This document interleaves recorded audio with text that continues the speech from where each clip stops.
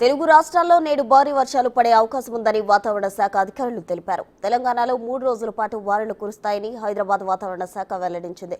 ఉరుములు మెరుపులతో గంటకు 30 నుంచి 40 కిలోమీటర్ల వేగంతో ఈదురుగాలులు వీచే అవకాశం ఉంటుందని వాతావరణ శాఖ తెలిపింది.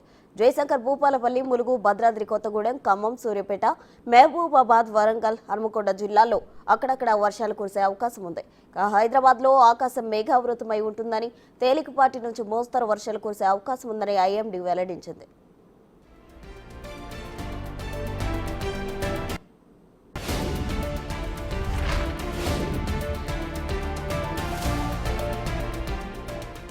ఆంధ్రప్రదేశ్ యానం మీదుగా దిగువ ట్రోపోస్ఫియర్లో నైరుతి పశ్చిమ గాలులు వీస్తున్నాయని అమరావతి వాతావరణ కేంద్రం అధికారులు వెల్లడించారు. తూర్పు, మధ్య, ఉత్తర బంగాళాఖాతంలో అల్పపీడనం ఏర్పడే అవకాశం ఉన్నట్లు అధికారులు వెల్లడించారు.